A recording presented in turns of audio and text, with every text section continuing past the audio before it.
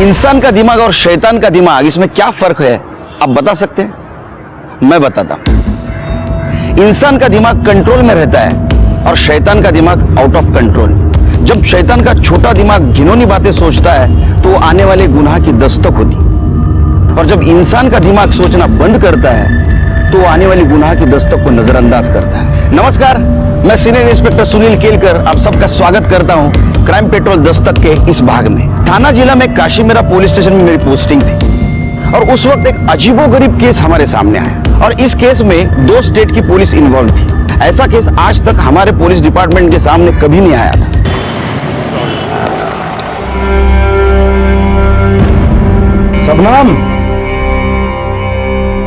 सबनम डब्बा दे दो, हमको लेट हो रहा है। हाँ आई, आ गई ये लो। रात का खाना पका दो, आओगे? आधे घंटे के लिए आएंगे, चले हम। अच्छा सुनो, वो आज पैसे का इंतजाम हो जाएगा ना? हम जल्दी शादी कर लेंगे तो अच्छा रहेगा। पगली, पैसा का इंतजाम भी हो जाएगा और शादी का भी। अब जाए हम? ठीक है, ध्यान रखना अपना। सुनो, 1 मिनट।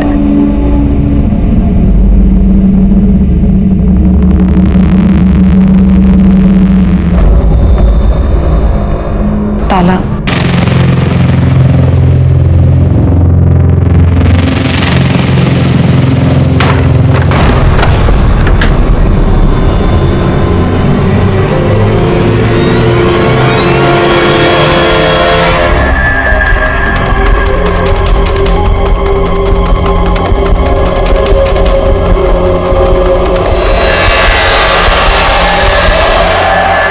हाँ ठीक है, मैं फोन करता हूँ। सॉरी पाटे साहब, मैं लेट हो गया, सॉरी। अरे क्या विनोद, एक तो फोन नहीं रखते हो, ऊपर से कितनी देर करते हो।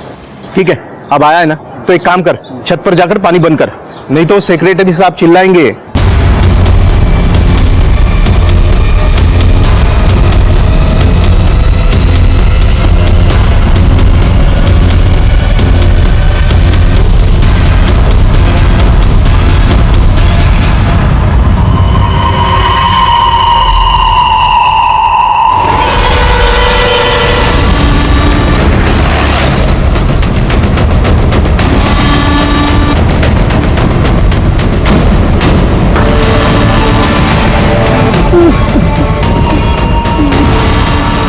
पीछे होइए आप लोग, चलिए। चलो आगे हो, पीछे होइए प्लीज, आगे हो, चलो आगे हो।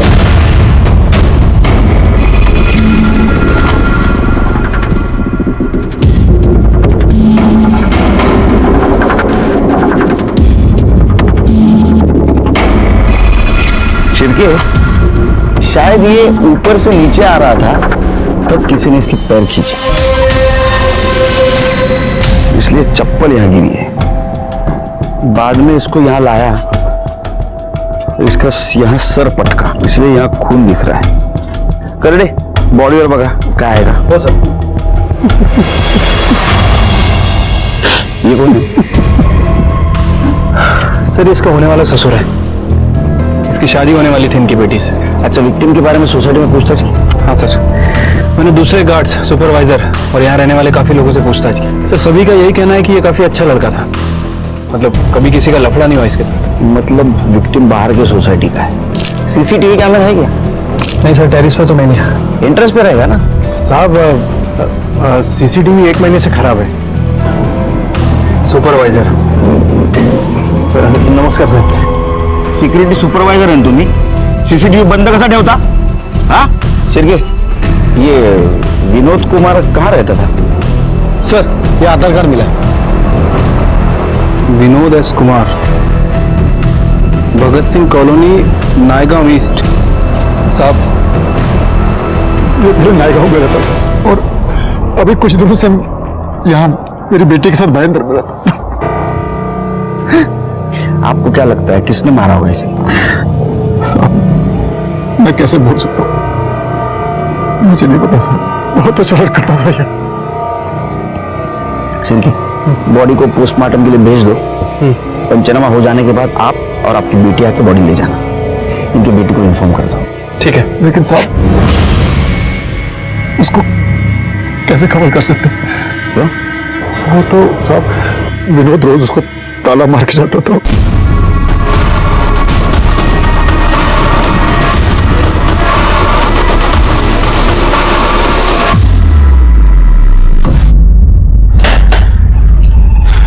आपका कहना है कि आपकी बेटी अंदर है? हाँ साहब। कोई है अंदर? कोई है? साहब अंदर ही है। कौन? पुलिस! आपके पति विनोद का खून हो गया है। नहीं, नहीं हो सकता। नहीं, ऐसे नहीं हो सकता। देखिए, आप रोइए मत और हिम्मत से काम लीजिए।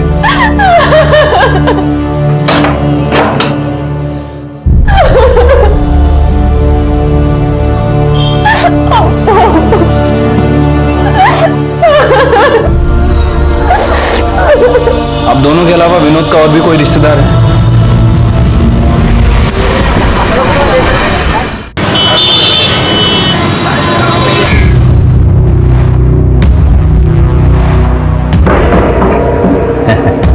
कैसी हो भाजी?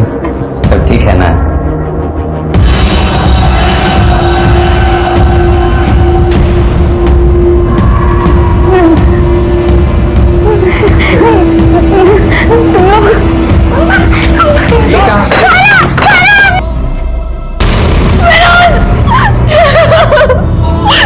तुम मुझे अकेला छोड़ के नहीं जा सकते विनोद।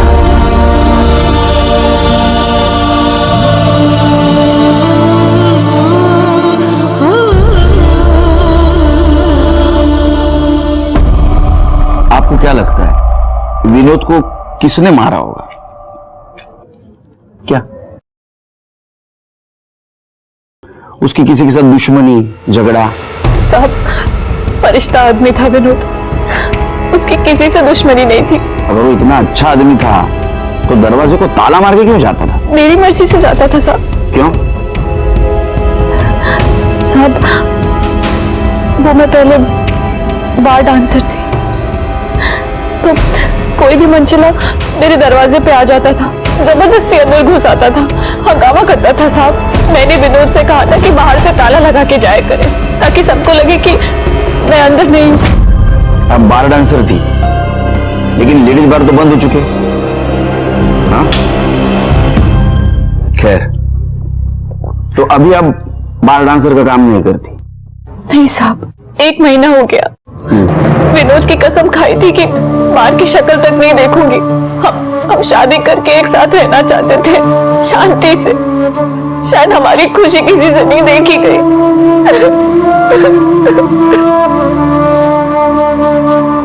शांत हो जाइए।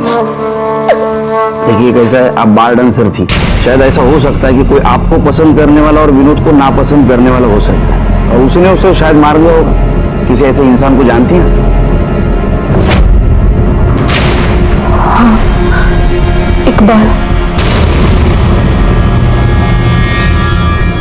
कौन है ये? वो इसका काम देखता था, कौन से बार में कब भेजना है, किस टाइम भेजना है, ये सब। ठीक है, आप जाइए, कुछ होगा तो बताऊंगा मैं आपको। ठीक है सर। शिरके, ये शबनम कह रही थी विनोद दरवाजे को ताला मार के जाता था, तो विनोद के पॉकेट में तो चाबी मिलनी चाहिए। चाबी तो नहीं मिली। चाबी गई कहाँ? इकबाल ले गया। इकबाल को उठाओ, उसका कॉल रिकॉर्ड और मोबाइल लोकेशन भी निकालो। इकबाल, तो तू चाहता था शबनम डांस बार में नाचे, वो धंधा करे। शबनम ने माना नहीं, क्योंकि उसको विनोद के साथ शादी करनी थी, और तुझे तेरे और शबनम के बीच का कांटा लगा विनोद, इसलिए तूने उसको मारा। नहीं, खुदा कसम साहब, अपन ने विनोद को नहीं मारा। तो ये जो तेरा मोबाइल लोकेशन रिकॉर्ड है झूठा है। विनोद का जहां मर्डर हुआ वहां तेरा मोबाइल ऑन था, क्या कर रहा था वहां? साहब, मैं उस पर नजर रख रहा था कि वो कब घर से बाहर जाए और मैं शबनम से बात करूं, लेकिन वो ताला मार के निकल गया साहब। फिर मैं साहब उसके पीछे पीछे गया, ये देखने के लिए कि वो काम किधर करता है।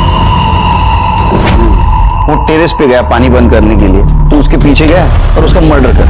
मेरा भरोसा करो साहब, बिल्डिंग के अंदर तो गया ही नहीं साहब। तूने क्या किया और क्या नहीं किया ये हम पता करेंगे। जा शिरके, अपने खबरियों को बोलना, इसके ऊपर नजर रखनी, और ये विनोद के जान पहचान वालों के बारे में जरा पूछताछ कर। शायद ऐसा हो सकता है कि पुरानी दुश्मनी निकालने के लिए उसका मर्डर किया हो। ठीक है।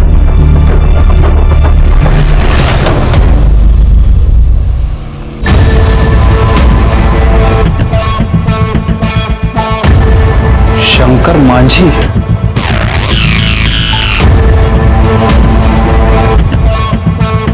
मुशारी रामनाथ चौक 3 स्थान, जिला मुजफ्फरपुर, बिहार। हो साहब, ये हमारे साथ ही रहता था और इसकी ना 2 गंदी आदतें थी। एक तो आज के टाइम में वो फोन यूज नहीं करता था, और दूसरा हर किसी को अपना नाम और गांव गलत बताता था। मुझे तो यही नाम पता है साहब, अनिल कुमार, बाराबंकी में रहता था। हाँ साहब, इसका नाम संजय कुमार है और ये इलाहाबाद का रहने वाला है। साहब, मैंने कभी भी विनोद से उसके घर वालों या उसके गांव के बारे में नहीं पूछा। कुछ तो होगा आपके पास विनोद के घर वालों का, कोई माँ बाप की फोटो, कोई लेटर, कोई कुरियर, कुछ भी। पता नहीं साहब, लेकिन हाँ, उसकी एक पेटी है मेरे पास जिसमें वो अपना सारा सामान रखता था। मैं वो आपको देती हूँ। भैया, हम आपकी इकलौती बहन है, हमें कुछ तो नया दिखाइए। आज तुम्हारे पति के कारण तुम्हारा और हमारा बाप जेल में है। तुम हमारी आंखों के सामने रहोगी ना तो हम सच बता रहे हैं, हमारे हाथों से तुम्हारा खून हो जाएगा। आखिर तुम हो तो शंकर माझी की बीवी और ये बेटी भी तो उसी की है। चलो भैया, हमारी बात सुनिए ना, हम कहाँ जाएंगे भैया? भैया, हम कहाँ जाएंगे भैया? भैया,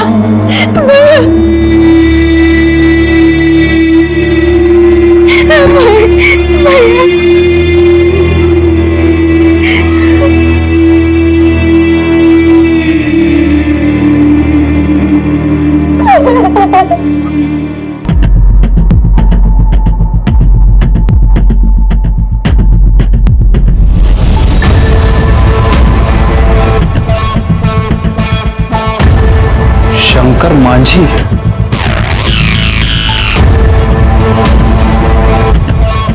मुशारी रामनाथ चौक 3 स्थान, जिला मुजफ्फरपुर, बिहार। कमाल है शिरके, आधार कार्ड और फोटो एक आदमी का, नाम और एड्रेस 2। पता नहीं सर, विनोद ने अपने गलत नाम और गलत पते कितने लोगों को बता रखे। लेकिन ऐसा तो भागे हुए क्रिमिनल्स करते हैं। सर, हो सकता है कि विनोद भी बिहार का क्रिमिनल हो और यहाँ मुंबई में छुपा हो और अपनी क्रिमिनल एक्टिविटी छुपाने के लिए लोगों को गलत नाम और गलत पते बता रहा हो। होने को तो कुछ भी हो सकता है। सर, फिर ये भी चांसेस है कि इसके दुश्मनों को विनोद के बारे में पता चल गया हो और उनमें से किसी ने विनोद का मर्डर कर दिया हो। बिहार पुलिस को कांटेक्ट करो, अभी ये डाउट वही क्लियर कर सकते हैं, और देखते हैं इसका वहां कोई अपना है या नहीं।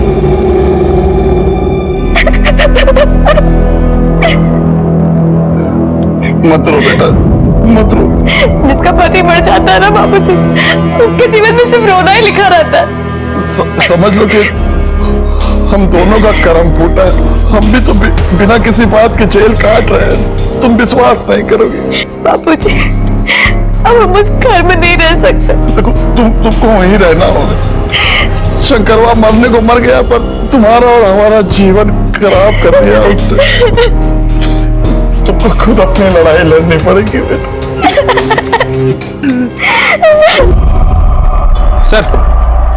सर, वो बिहार पुलिस से मेरी बात हुई है। सर, वो विनोद कुमार, जिसका दूसरे आधार कार्ड पे नाम शंकर माझी था और एड्रेस बिहार का है। सर, 1 साल पहले बिहार में उसका मर्डर हो गया। क्या? हाँ सर, और बिहार पुलिस ने उसके ससुर को गिरफ्तार किया है, वही सजा काट रहा है। शिरके, कमाल है। यानी 1 साल पहले जिस आदमी का बिहार में मर्डर हुआ, उसी आदमी का अभी मुंबई में मर्डर हुआ, और उसके खूनी की हमें तलाश है। अभी तो फिल्म की स्टोरी है, फिल्म बननी चाहिए इसके ऊपर तो। सर, मुझे लग रहा है कि ये रियल मर्डर और फेक मर्डर का कोई कनेक्शन है। हो भी सकता है, नहीं भी। वैसे सर, एक पॉसिबिलिटी और है, हो सकता है कोई विनोद को बिहार में मारना चाहता हो और उसे पता चल गया हो कि ये विनोद मुंबई में जिंदा है, तो कोई बिहार से मुंबई आया, विनोद का मर्डर किया और उसके बाद वापस बिहार भाग गया। लेकिन ये सब तो हमें बिहार जाके इन्वेस्टिगेट करने पर पता चलेगा। तुम्हें बिहारी आती है? ज्यादा नहीं सर, बस थोड़ी बहुत आती है। और सर, यहाँ की इन्वेस्टिगेशन? शिरके, यहाँ तो विनोद उर्फ शंकर माची के मर्डर का कोई स्ट्रांग मोटिव भी नहीं मिल रहा है। फिर भी अपने खबरियों को काम पे लगा दो। ठीक है सर, चलो। विनोद कुमार मर्डर केस में एक अजीब सा ट्विस्ट आ गया। विनोद कुमार मुंबई में आने से पहले यहां से 2000 किलोमीटर दूर मुजफ्फरपुर में शंकर मांझी के नाम से जिंदगी जी रहा था। वहां उसका मर्डर हो गया, लेकिन वो जिंदा था। किसी ने उसके मरने की साजिश की थी, लेकिन ये बात शंकर मांझी ने छिपाई कि वो जिंदा है और वो मुंबई में है। लेकिन किस्मत देखिए, यहां मुंबई में शंकर मांझी का असल में मर्डर हो गया।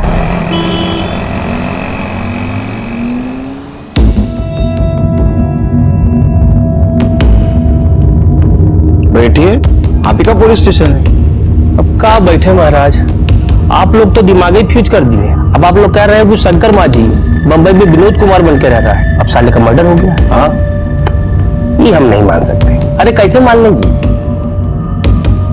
ये देखिए, विनोद कुमार के ब्लड डिटेल्स, डीएनए रिपोर्ट खुद चेक कर लीजिए। बलिराम बाबू जी, चेक किया जाए, हमको तो ट्रू लग रहा है। सर, हम लोगों के पास तो बहुत सारे सर्कमस्टांशियल एविडेंस है, जिसमें कि कोई भी ये कैलकुलेट करके पता लगा लेगा कि शंकर मांझी का खून हुआ था। क्या हुआ, आप लोग को भरोसा नहीं हो रहा है? तो चलिए क्राइम सीन पे, हम क्लियर करके दिखाते हैं आपको सब। चल आइए सर। आइए, तो अब हम आपको क्राइम सीन का चलचित्र दिखाते हैं। बलिराम, तुम उधर जाओ। तो हुआ ये कि शंकर मांझी जो है वो उधर से आ रहा था, और उसका जो ससुर है दशरथ, वो इस पेड़ के पीछे छुप के उसका बाट जो रहा था। ऐसे क्या कर रहा था? अब उसका इंतजार कर रहा था। अच्छा, तो बलिराम आओ। अरे बलिराम, तुम शंकर मांझी हो, हम दशरथ हैं, जब हम बुलाएं तो आ जाना। ठीक है साहब। आओ। अब तो यहाँ खड़े होकर उसका बाट जो रहा था, तो आओ बलिराम। अब तो जैसे ही आया कि दशरथ एकदम उसके सामने खड़ा हो गया, ऐसे दोनों के बीच में झपटम झपटाई हुई, और जो घड़िया है उसकी वो टूट के नीचे गिर गया। अरे रुकिए रुकिए, बीवी ने शादी की सालगिरह पे गिफ्ट दिया था, आप तोड़ रहे हैं इसको। लाइए मैं खोल के देता हूँ आपको। ठीक है, ठीक है। लीजिए। तो ये जो घड़ी है यहाँ गिर गया था, और फिर क्या किया, जो दशरथ है वो चाकू निकाल के शंकर मांझी के पेट पे अच्छा, और फिर उसको खींचा। क्या बोल रहा हूं, बहुत मोटा गए हो यार, अभी बहुत भारी हमसे खींच नहीं रहे। तो मान लीजिए कि लाश को दशरथ जो है वो खींचते हुए लेके जा रहा है, ऐसे खींच के लेके आ रहा है। आइए आइए आप लोग। हाँ, तो ऐसे खींचते खींचते खींचते खींचते इधर से खींचते खींचते यहाँ लाके छोड़ दिया। हाँ, और फिर जो दशरथ है वो देखा कि उसके कुर्ते पे खून लगा है। अब गांव वालों को शक न हो जाए तो क्या किया, कुर्ता खोल के उसी पेड़ के पास हमको कुर्ता मिला था, और उसका जो चप्पल का निशान है वो यहाँ से लेकर वहां तक हम लोग को बरामद किए थे ना जी सर। और फिर उसका मोबाइल लोकेशन निकाल के हमको पता चला कि जो दशरथ है वो यहाँ पे था, वही मारा है इसको। सर, कोरट में शंकर का खून, उसकी घड़ी, दशरथ का कुर्ता, मोबाइल लोकेशन की डिटेल, चप्पल का जमीन में निशान, ये सब सर्कमस्टांशियल एविडेंस बनाकर हमने पेश कर दिया। तो आपको दशरथ के चप्पल के निशान मिले, लेकिन शंकर के नहीं मिले। हाँ, वो चप्पल नहीं पहना होगा ना। वो वेपन? अरे वो वेपन तो कहीं गाड़ दिया होगा, देख तो रहे हैं, सब खेत खलिहान तो है। बॉडी भी गाड़ दी होगी फिर। नहीं सर, बॉडी गाड़ी नहीं होगी, वो जंगली जानवर ले जाके खा गए होंगे। यहाँ चीता सियार बहुत रहते हैं ना। तो हम लोगों को जल्दी निकलना चाहिए, तो हमें भी खा लेंगे वो। अच्छा, एक काम कीजिए सर, आप दशरथ को छोड़ने की तैयारी कीजिए, क्योंकि वो बेकसूर है।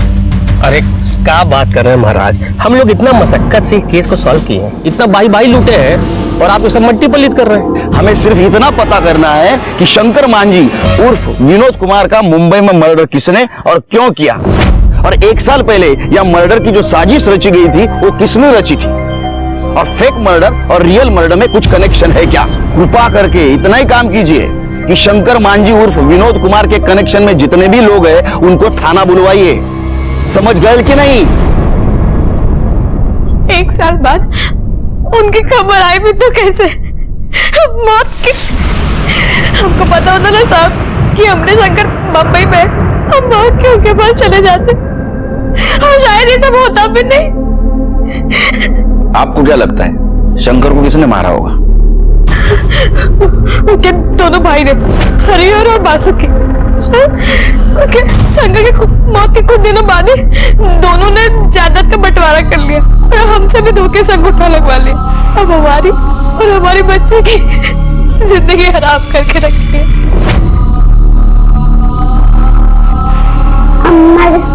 बापूजी कब आएंगे? चलो निकलो, तेरा आदमी मर गया है। ये घर से निकलो और अपना बाप भाई का घर पे रहो। चलो। एक खूनी की बेटी को नहीं यहाँ रख नहीं सकते हम। चलो निकलो यहाँ से। नहीं नहीं, हम कहीं नहीं जाएंगे। ये घर हमारा है और ये घर की औलाद है, हम कहीं नहीं जाएंगे। देख रहे भैया, तनिको इसको मुंह पे शर्म है। तनिको ये जान रही है कि हमारा मर्द तो मर गया है, तो अपना जवानी का मजाक तो हम ही दोनों सुने लेगी। इसीलिए नहीं जा रही भैया, और कोई बात नहीं है। धंधे वाली बना दिया हमें। जब उनका मन आता तब हमारे साथ जबरदस्ती करते। आपने बताया नहीं किसी को ये? बाप भाई के पास गए थे, कुछ नहीं हुआ। अब हम उस घर में नहीं रह सकते। तुमको वहीं रहना होगा। हम उनके पास नहीं रह सकते भैया। अरे तो हम क्या करें? हाँ, हम कोई आश्रम खोल के बैठे हैं यहाँ पर। पुलिस? हम थाने भी आए थे। ए भौजी,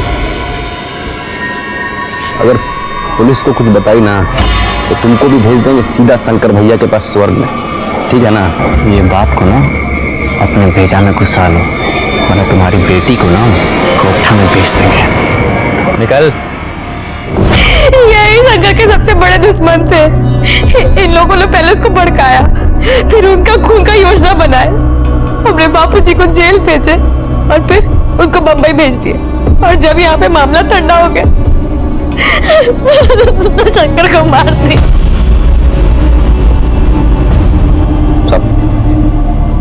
चंपा के बाप दशरथ ने अपने बेटे पप्पू के साथ मिलकर शंकर को मार दिया साहब। हाँ साहब, अब यहाँ मरे या बंबई में मरे, लेकिन सर सच बात यही है कि वो उसे बिल्कुल पसंद नहीं करता था। और एक बात और साहब, वो उसे पूरे गांव के सामने मारने की धमकी दिया था साहब।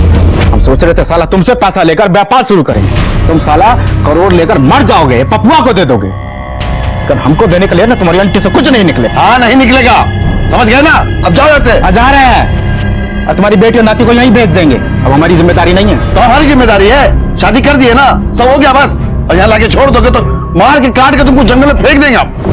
साहब, अब आप कह रहे हैं कि शंकर बंबई विनोद बनकर आया, तो अब हमको भी सही लग रहा है साहब। उसका बाप तो बड़ा चतुराई से जेल चला गया और उसका बेटा पप्पू बंबई आकर हमारे शंकर को मार दिया साहब। तुम दोनों मुंबई क्यों नहीं आते? हाँ, फिल्म राइटर बनने के लिए? अगर दशरथ और उसका बेटा पप्पू उसने तुम्हारे भाई को मारा है तो ये क्या है? देखो, भाई के मरते ही तुमने जमीन का बंटवारा क्यों किया? क्योंकि साहब पप्पू की नजर शंकर के हिस्से की जमीन पे थी। वो चंपा को पटाकर जमीन हड़पना चाहता था साहब। हाँ साहब, हमारे गांव का नियम है साहब कि कोई एक भाई मर जाता है तो जमीन जायदाद बाकी के भाइयों में बांट दिया जाता है साहब। अच्छा, तो भाई के मरने के बाद उसके बीवी पे रेप करने का भी नियम है क्या तुम्हारे गांव का? हाँ? ये सब झूठ है साहब, ये सब झूठ है। हाँ साहब, अब चंपा के पास तो कुछ बचा नहीं है ना साहब, तो हम दोनों को फंसाने के लिए ना तिरिया चरित्र दिखा रही है साहब। क्या तिरिया? तिरिया क्या? तेरा चरित्र मतलब चरित्र ही। हाँ साहब। अरे आपको आपके चरण छूने दीजिए सर। आप लोग देवता बन के आए हो हमारे लिए।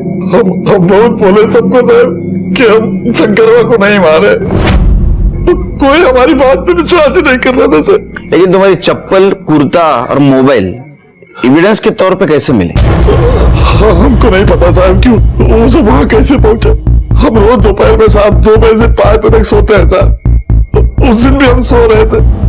क्या ऐसा तो नहीं ये सब मास्टर प्लानिंग आपका ही झूठी साजिश? और तुम जेल आ गए, शंकर को मुंबई में भगा दिया, वहां किसी से उसको मरवा दिया ताकि किसी को तुम पे शक न हो और तुम निर्दोष साबित हो। कैसी बात कर रहे हैं साहब? हमको देख के आपको ऐसा लगता है कि इस बुढ़ापे में हम ऐसा कुछ सोच सकते हैं? तो पप्पू जैसा जवान लड़का है तो कुछ भी सोच सकते हैं। उसका तो नाम ही मत लीजिए साहब, वो मर गया हमारे लिए। जब से हम जेल में आए तो हमारा काम धंधा सब हथिया लिया है। चाहता तो कोई वकील करके हमको छुड़ा सकता था। इसका मतलब पप्पू को फायदा है तुम्हारे जेल में रहने से। फायदा मतलब दोनों हाथ घेर में आए। क्या ऐसा तो नहीं आपको पप्पू ने फंसाया शंकर को मुंबई रास्ते से हट जाए? पप्पू कुछ भी कर सकता साहब, कुछ भी कर सकता। साहब बाबूजी तो हमारे सठिया गए, जेल में रह के उनका दिमाग फिर गया। साहब शंकरवा की क्या औकात थी? अरे कुत्ता था हमारा, और कुत्ते को पाल कर रखते हैं साहब, मारते थोड़ी ना है। साहब एक बात तो क्लियर हो गई है, शंकरवा को हमारे बाबूजी ने नहीं मारा है। अब हम बताते हैं कि शंकरवा को किसने मारा है। शंकरवा को मारा है उसके दोस्त शिवू ने। शिवू ने उसको ताड़ी पिला पिलाकर बर्बाद किया है। पप्पू भाई शुरू करो। अरे ये सब हम नहीं पीते हैं। जखना तो खा सकते हो। ये समझो हम काहे बुलाए हैं। शंकर के दहेज का जितना पैसा है सब हमको दीजिएगा। काहे? अरे एक नई कंपनी में बढ़िया स्कीम आया है, 2 साल में पैसा 2 गुना। नहीं नहीं, शंकरवा जब तक हमको नहीं बोलेगा हम कोनो पैसा नहीं देना। शिवू भाई से बढ़कर कुछ नहीं है। दे दो ये बात, दे दो। अरे दे दो, दे दे। हाँ दे दो। That's it. ये बात हुई ना, देखना बाप। और साहब उसके बाद वो कंपनी बंद हो गई और शंकरवा का सारा पैसा डूब गया। अरे 5 लाख कहाँ से चुकता करेगा साहब? पहले उसने यहाँ पर नाटक किया, फिर हमारे बाबूजी को फंसाया। हम तो कहते हैं साहब उस शिवू कंपाउंडर ने ही जो है शंकरवा को बंबई में मारा होगा। साहब हमने शंकर को नहीं मारा, जिगरी दोस्त था हमारा वो। और साहब हम पैसा उसका हम आज नहीं तो कल लौटा ही देते। और साहब काहे मारेंगे हम शंकर को? वो तो पैसे के लिए हमसे कभी तगादा भी नहीं किया, उसने पैसे हमसे कभी मांगा भी नहीं साहब। तुम कंपाउंडर हो ना, तुम्हें खून निकालना तो आता होगा। बिल्कुल आता है साहब। हाँ, तो ये शंकर का मर्डर का जो नाटक है ये तुम ही नहीं किया, बराबर है ना? नहीं साहब, तो क्या कह रहे हैं आप? झूठ मत बोलो। शंकर को तुम नहीं मारा, तुमने शंकर का खून निकाला। तुम्हें पता था दशरथ ने शंकर को मारने की धमकी दी है, मार के काट के तुमको जंगल में फेंक देंगे आप। और तुम दशरथ को फंसाना चाहते थे, बराबर? बिल्कुल नहीं साहब, बिल्कुल गलत है। झूठ बोल रहे हो तुम। तुम्हें पता था दशरथ दोपहर में सोता है, तुम दोपहर में दशरथ के घर पे गए, उसकी चप्पल, कुर्ता और मोबाइल चुराया। तुमने पहले से ही शंकर की घड़ी चुराई थी और उस घड़ी के ऊपर और दशरथ के कुर्ते के ऊपर शंकर का खून लगाया। दशरथ के घर वापस गए और उसकी चप्पल और उसका मोबाइल वहां रख के आ गए। साहब इतना दिमाग होता तो मिस एरिया के एमएलए होते। झूठ बोल रहे हो तुम फिर से। तुमने शंकर को मुंबई भेजा, शंकर को मारा, फिर से तुम गांव गए ताकि तुम्हारे ऊपर किसी का शक न हो। हम आज तक पटना नहीं गए साहब, बंबई कहाँ जाएंगे साहब? यकीन कीजिए हमारा, हम शंकर का खून काहे करेंगे? भगवान कसम कह रहे हैं साहब, हमने शंकर को नहीं मारा है, विश्वास कीजिए। शिरके, हाँ सर। यहाँ के शक्कर में बहुत मिठास है। 3 चम्मच में चाय एकदम मीठी हो जाती है, चौथे की जरूरत ही नहीं। वाह, फर्स्ट क्लास।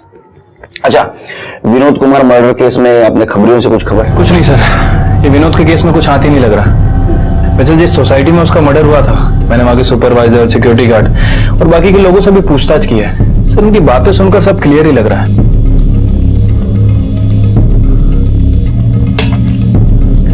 ये देखो शिरके, ये चंपा का बाप दशरथ, ये चंपा का भाई पप्पू, ये चंपा के देवर मतलब शंकर मांझी के भाई हरिहर बासुकी, और ये शंकर मांझी का अच्छा दोस्त शिबू। सर अगर चंपा को छोड़ दें तो मोटिव इन सबके पास लगता है। हो सकता है इनमें से किसी एक ने विनोद को मारा हो या फिर किसी के थ्रू मरवाया हो।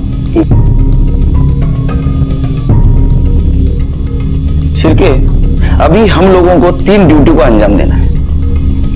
1 नंबर ड्यूटी, शंकर मांझी को मुंबई में किसने मारा। ड्यूटी नंबर 2, शंकर मांझी के मर्डर की साजिश या बिहार में किसने की और उसका ससुर दशरथ उसको किसने फंसाया, और ये चीज शंकर मांझी ने सबसे क्यों छुपाई। और ड्यूटी नंबर 3, अगर ये दोनों बासुकी और हरिहर चंपा से जबरदस्ती करते थे या करते हैं तो इनको रंगे हाथ पकड़ना। सर इस काम में तो हमें बिहार पुलिस की मदद लेनी पड़ेगी। अरे आइए आइए केलकर साहब, ये लीजिए बिहार का वर्ल्ड फेमस स्वीट, खास आपके लिए मंगवाए हैं। लीजिए, लो सर।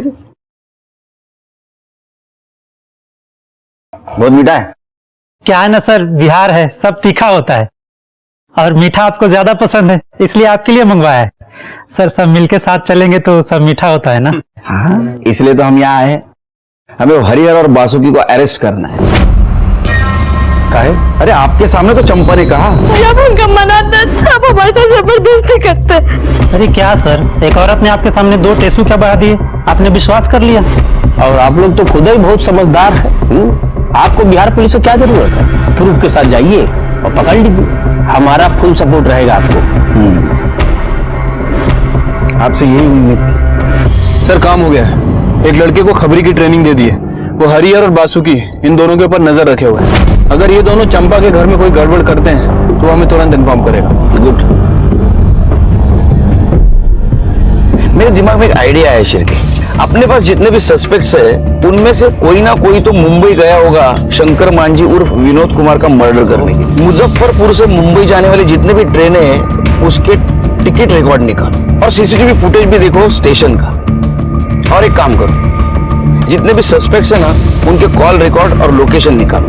किसी ने तो यहां से कॉल करके वहां मुंबई में किलर को सुपारी दी होगी विनोद कुमार का मर्डर करने।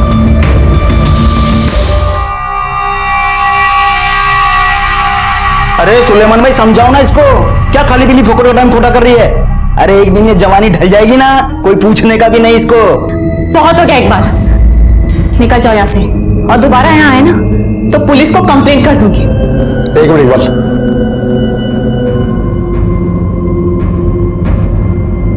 देखो बेटा, जो चला गया वो वापस तो नहीं आएगा।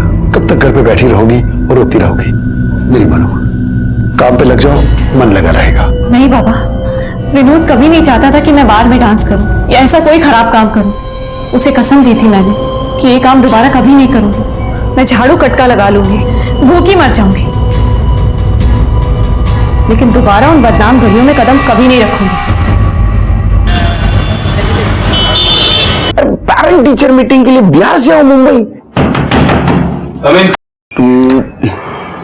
साहब हरिहर और बासुकी अभी भी चंपा के घर में घुसे हैं। कर तो दुल्हन अंतर शिरके, बिहार पुलिस को बुलाओ, तब तक दोनों भाइयों को मैं संभालता हूँ। चलो मम्मा को छोड़ो, हमको अंदर आने दो। मम्मा को छोड़ो, हमको अंदर आने दो। हम लोग को छोड़ो, दरवाजा खोलो, हमको अंदर आने। मम्मा को छोड़ो, हम अंदर आने। हम सब ठीक कर देंगे। हाँ, तुम्हारे अम्मा को बाहर बुलाइए।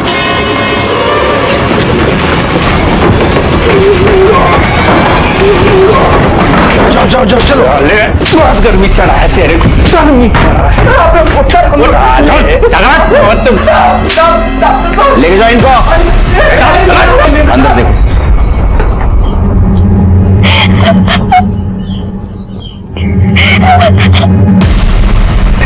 नारी का शोषण करते, नारी का शोषण करते। रामायण नहीं पढ़े हो क्या? हाँ, भाभी मां समान होती है।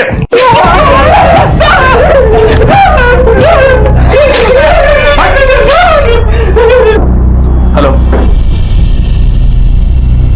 हाँ ठीक है, वेरी गुड, ओके सर। इन दोनों के ट्रेन टिकट्स और फोन लोकेशन की डिटेल्स आ गई हैं। तो जिस दिन मुंबई में विनोद का मर्डर हुआ उसके 6 दिन पहले ये दोनों मुंबई में थे और इनके फोन की लोकेशन से प्रूफ होता है। तुम दोनों झूठ बोल रहे थे। अब बताओ, शंकर मांझी उर्फ विनोद कुमार को मुंबई में कैसे मारा? अम्मा कसम साहब, हमने नहीं मारा साहब। तो मुंबई किस लिए गए थे? रानी की बात देखने? सच बताओ। ये जब तक सच नहीं बताते नहीं मारते रहो इनको। सच बताते साहब, सब सच बताते साहब। ये सच है कि हम लोग शंकर भैया को मारने गए थे बम्बई साहब। वो बहुत खुशी हुई भैया कि तुम जिंदा हो, और जो तुम पैसा बोले थे ना वो हम सब लेके आए, बैग में है होटल में। नहीं अच्छा है, गांव में बड़ा परेशानी है, यहीं रहो, शादी करो, गांव में हम सब संभाल लेंगे। सही कह रहे हो हरिहर भैया, कल हम लोग सुबह वाली ट्रेन से जा भी रहे हैं। सुबह जा रहे हो? यहाँ पास में माता का मंदिर है, शाम को दर्शन करते हैं। शाम को शंकर भैया हमें माता के मंदिर में ले गए थे। मंदिर बहुत फेमस है, जो भी मुराद मांगोगे पूरी हो जाएगी। जय हो चंडिका देवी। क्या करो हम लोग शंकर भैया को बहुत खोजे पर वो नहीं मिले साहब, इसलिए हम लोग वापस चले गए। शंकर भैया को हम लोग नहीं मारे हैं साहब, ये सच बात है साहब। वो हम पता कर लेंगे। फिलहाल अपनी भाभी चंपा के शोषण और बलात्कार के जुर्म में तुम्हें पुलिस कस्टडी मिलती है। कल इनको मैजिस्ट्रेट के सामने पेश करो।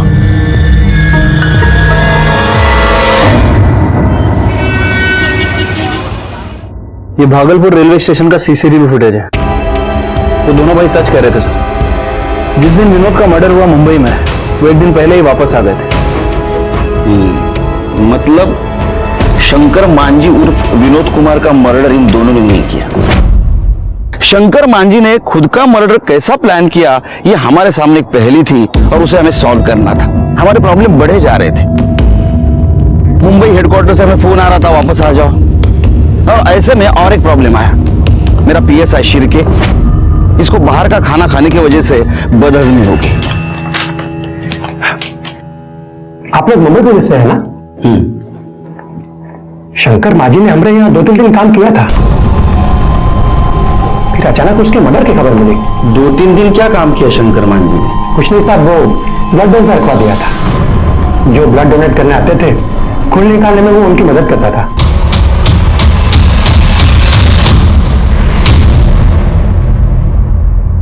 वो अपना सारा सामान इसी में रखा करते थे।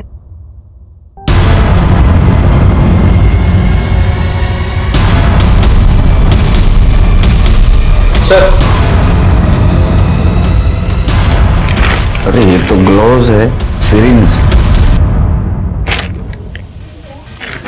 शिबू को बुलाओ। इसे पहचानते हो? ये शंकर मांझी के घर में मिला।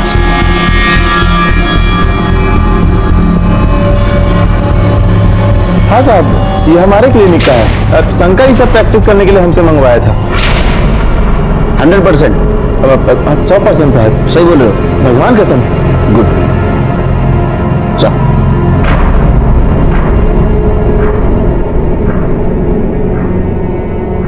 इन चीजों को शंकर ने अपना खुद का मर्डर प्लान करने के लिए यूज किया, अपने ससुर से बदला लेने के लिए और उनको फंसाने के लिए, क्योंकि ससुर ने उसको बिजनेस के लिए पैसे नहीं दिए थे। ये आप इतने कॉन्फिडेंस के साथ कैसे कह सकते हैं? शंकर ने एक क्लिनिक में 2-3 दिन काम किया था। वहां के डॉक्टर ने बताया वो वहां खून निकालना सीख गया था। उसने ये सारी चीजें शिबू से मंगवाई और सबसे पहले खुद का खून निकाला। शंकर को मालूम था कि उसका ससुर दशरथ रोज दोपहर को 2 से 5 के बीच में सोता है। वो वहां गया, उसने ससुर की चप्पल, कुर्ता और मोबाइल चुराया। फिर मर्डर ऐसे जगह प्लान किया जहां चप्पल के निशान मिट्टी में बने। फिर उसने अपनी खुद की घड़ी तोड़ी, घड़ी पर और ससुर के कुर्ते पर खुद का खून डाला और वो दोनों चीजें वहीं छोड़ के भाग गए। सबको ऐसा लगा कि पूरे गांव के सामने दशरथ ने शंकर को मारने की धमकी दी थी। मार के काट के तुमको जंगल में फेंक देंगे आप। तो शायद दशरथ ने शंकर को मारा और उसके बॉडी को जानवर खा गया। केलकर साहब, आपकी थ्योरी में लॉजिक है। ए बलिराम, स्लोक मार। तुमने हमें जो इज्जत दी उसके लिए धन्यवाद। ये केस तुम्हारा सॉल्व हुआ, हमारा नहीं। क्या? ठीक है सर, खबरी का कॉल आया था, बोल रहा था कि शबनम ने फिर से डांस बार ज्वाइन कर लिया है। क्या? और सर वो प्रोस्टिट्यूशन भी करने लगी है।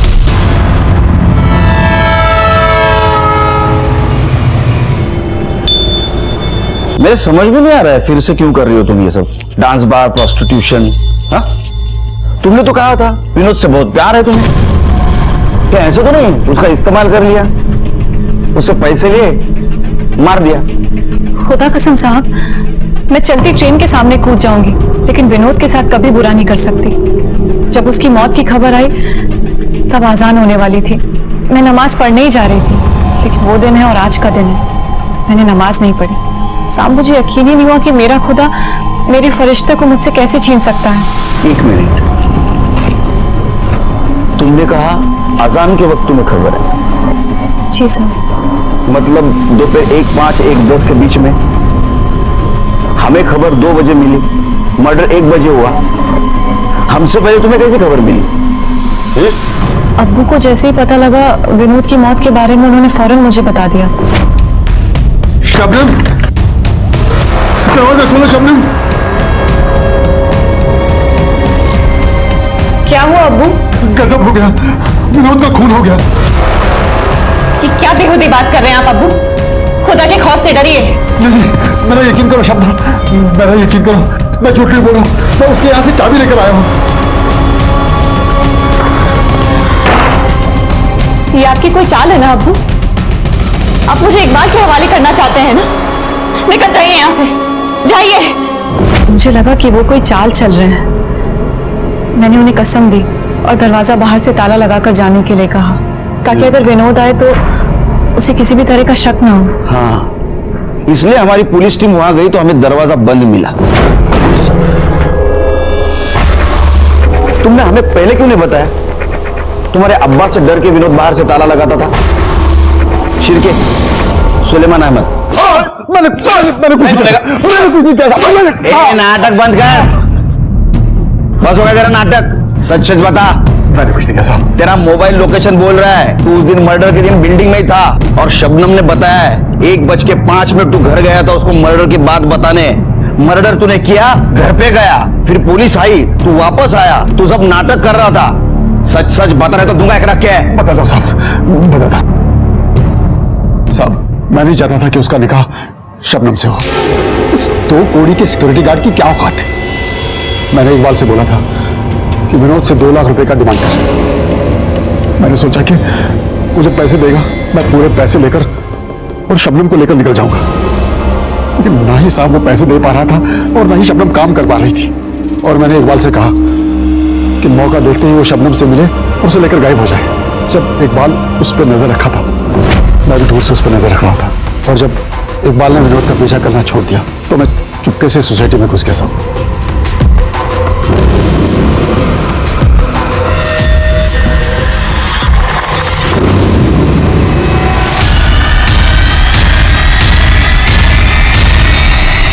तू जैसा बुरा बाप तो आज तक नहीं देखा।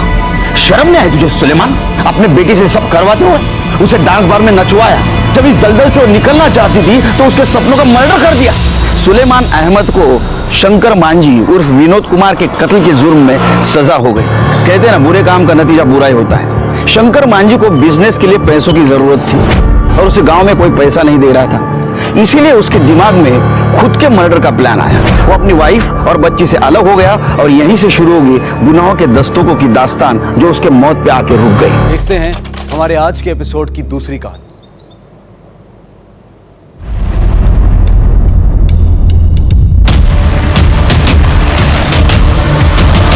सर मल्टीपल स्टैबिंग का केस है। जिस तरह के कपड़े पहने हैं लगता है कि कोई प्रोस्टिट्यूट है।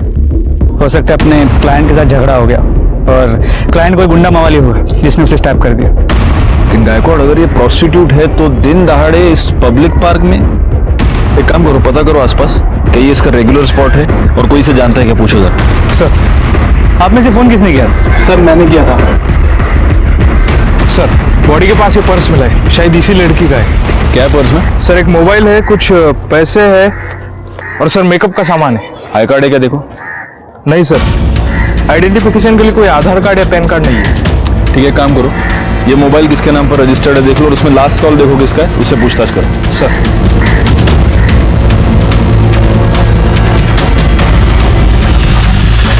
सर कुछ नहीं मिला। यहाँ तो इसे कोई भी नहीं जानता और आसपास कहीं मर्डर वेपन भी नहीं मिला। ठीक है, पंचनामा करो और बॉडी को पोस्टमार्टम के लिए भेजो। सर मुंबई शहर के एक पब्लिक पार्क में जहां शाम के वक्त बहुत हलचल होती है, एक सजी धजी लड़की की डेड बॉडी मिलना अपने आप में एक दिल दहलाने वाली घटना है। इस घटना से दिमाग में कई सवाल उभरते हैं। कौन थी ये लड़की? क्या ये लड़की प्रोस्टिट्यूट थी? अगर ये प्रोस्टिट्यूट थी तो शाम ढलने से पहले ही ये एक्टिव क्यों थी? और अगर वो प्रोस्टिट्यूट नहीं थी तो इतना सज धज कर एक पब्लिक पार्क में वो किससे मिलने आई थी? इन सारे सवालों से हमारे कान खड़े हो गए थे। तो क्या उस लड़की को इन सवालों की दस्तक नहीं मिली होगी? जरूर मिली होगी, लेकिन उसने सुनकर भी उसे अनसुना कर दिया और उसका नतीजा हुआ एक जुर्म, एक खून। सर पार्क में जो लाश मिली थी उसकी पोस्टमार्टम रिपोर्ट। हाँ हाँ वो ठीक है, लेकिन तुम इतने हड़बड़ाए हुए क्यों हो? लो वड़ा पाव खाओ, लो। सर मुझसे वड़ा पाव नहीं खाया जाएगा। अरे सर आप रिपोर्ट पढ़िए। देखो, भगवान का प्रसाद और मुंबई का वड़ा पाव, उनको ना नहीं बोलते, पहले वड़ा पाव खाओ। सर मैं वो नहीं खा पाऊंगा। सर आप ये पोस्टमार्टम रिपोर्ट पढ़िए पहले। क्या हुआ गड़बड़?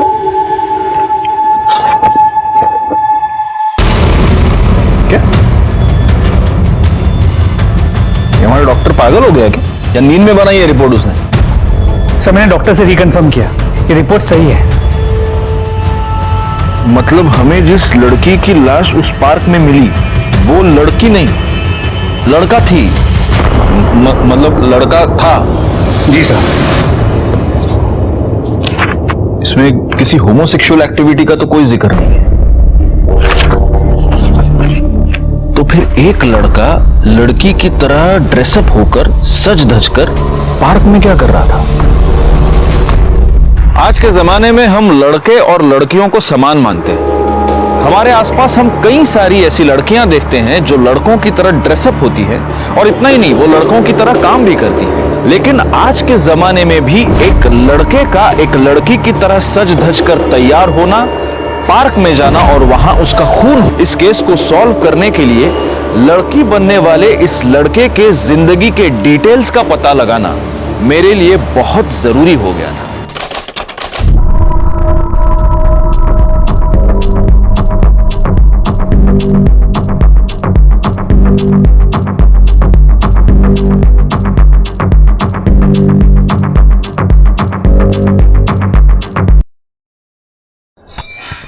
बहुत थक गई आज के लिए, बस हो गया। एक बात बता, तू तो सिर्फ 2-4 तरह के स्टेप्स करती है। ध्रुव, मैं वही डांस करती हूँ जो माधुरी दीदी ने मुझे सिखाया है। तुझे पता है ना, माधुरी दीदी बार में डांस करती है तो कितने पैसे लुटाते हैं उन पर लोग। तुझे पता है ना ध्रुव, गुजरात से मुंबई वही मुझे लेकर आई है और उन्होंने ही मुझे चांस दिया है, चाहे वो लाइफ हो चाहे डांस। मैं वही करूंगी जो माधुरी दीदी मुझे कहेंगी, वही मेरी गुरु है। क्यों एंजल? पर ये स्टेप्स तो बहुत इजी है, ये तो मैं भी कर सकता हूँ। हाँ, बोलना आसान है लेकिन करना बहुत मुश्किल। करो तो जानू। करके दिखाओ। हाँ पक्का? हाँ।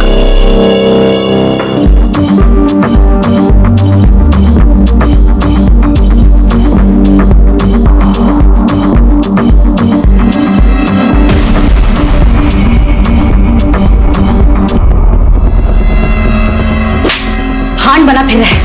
तुझे यहाँ काम करने के लिए रखा गया, गुलछरे उड़ाने के लिए, समझा ना? चल एंजल, आप भी चलो। चल।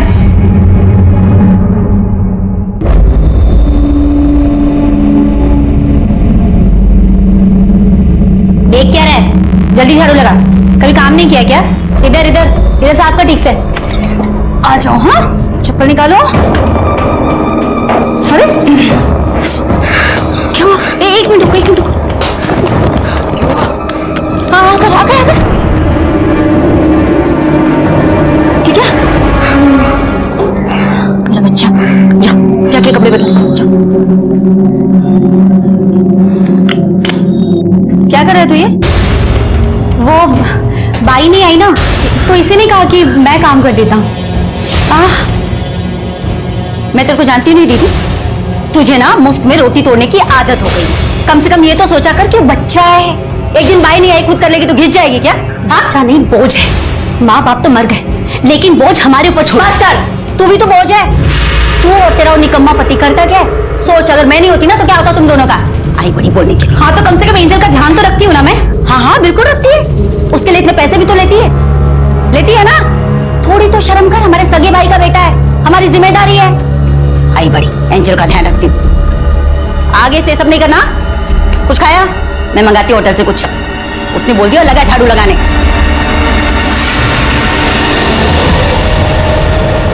माधुरी समझती क्या अपने आप को? 2% की इज्जत तो है नहीं, बाहर डांसर कहेंगी, और तू भी यहाँ चिपकी पड़ी है उसके पास। तो क्या करूँ? तुम्हारे माँ बाप भाई भाभी के साथ मॉडर्न किचन में रहूं? तो रह यहाँ उस एंजल की नानी बन के, जिसके बाप का तो कुछ आता पता है नहीं। मुझे तो ये माधुरी बिल्कुल पसंद नहीं है।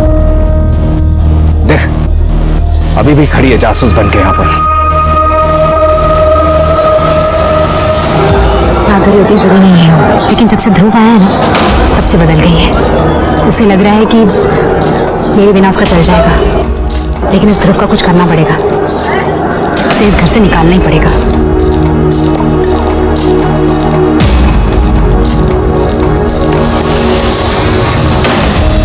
नाम लिया और आ गया, जल्दी मरेगा भी नहीं। अरे तू इस पीड़ा को यहाँ से निकालने के बजाय खुद निकलने का क्यों नहीं सोचती?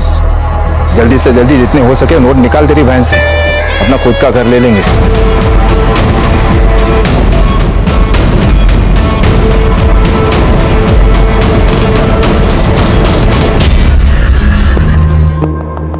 ब्लाउज का नेक डीप रखा है ना, और बैग भी? मैडम आपने जैसा बोला था बिल्कुल वैसा ही बनाया है। बहुत बढ़िया, थैंक यू।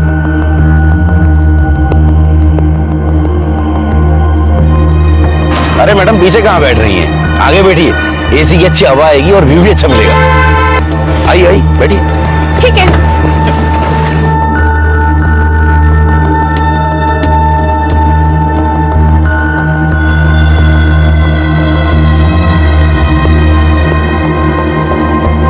बोले भैया, ये क्या कर रहे हो? क्या कर रहे हैं? मैंने देखा आपने उसको जबरदस्ती टच किया।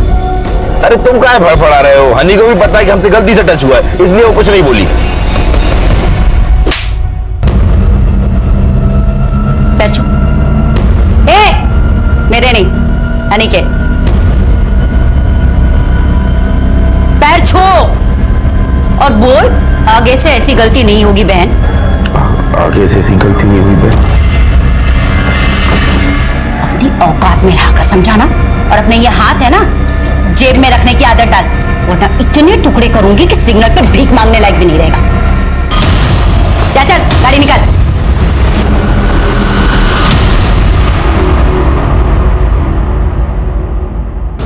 ये देखिए अरे मेरे को भी भेजना है। चाहिए।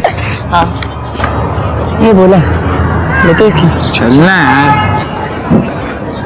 अरे बोला भैया, कैसे हो? बढ़िया है। बढ़िया हो ना? कुछ खाए पिए? यार आपके ही मजे, फ्री में आके सीख लेते हो। सच में? अरे मजाक नहीं कर रहा। चलो अभी जाओ, मैडम आने वाली है। अरे बोला भैया चले जाएंगे यार। बोला भैया एक रिक्वेस्ट थी, हमें भी कभी डांस बार ले चलिए ना। एक बार लेके चलो, एक बार। हाँ प्लीज यार। अरे हाँ एक बार प्लीज यार, प्लीज। जाओ मैडम आगे, मैडम जाओ।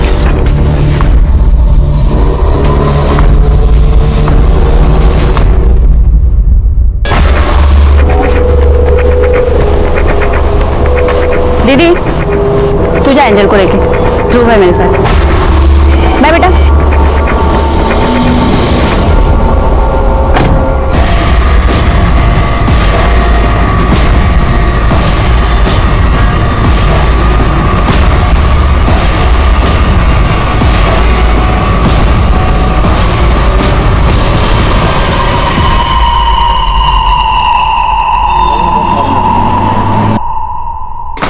हनी, हनी कहाँ है तू?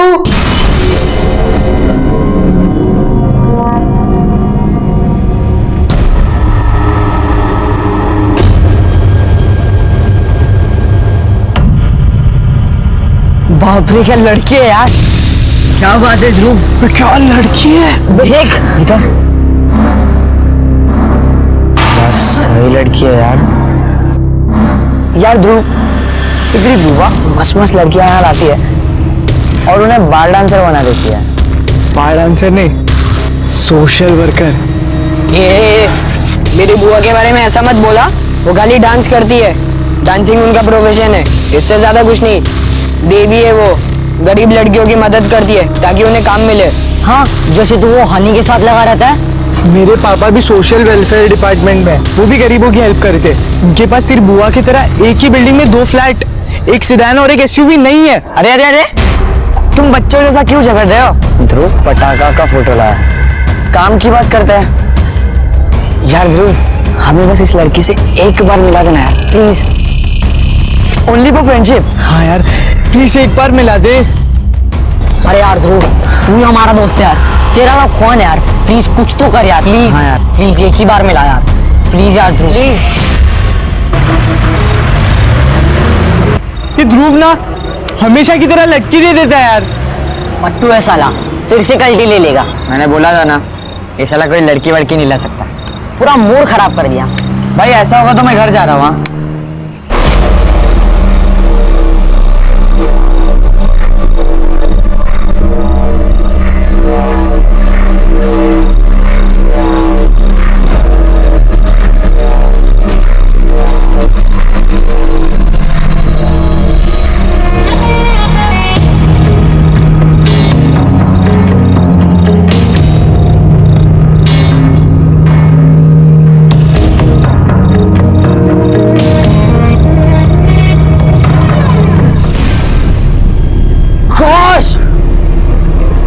ध्रुव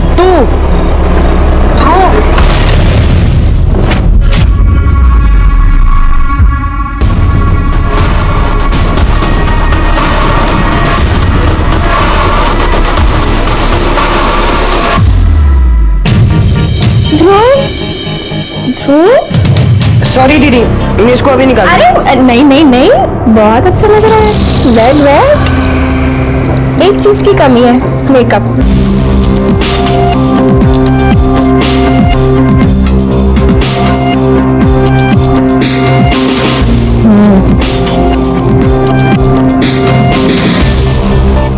अरे वाह वाह वाह, अब लग रहा है ना तू ध्रुव से ध्रुवी। एक नंबर। मैं एक काम करती हूँ, तेरी एक फोटो भी खींच लेती हूँ।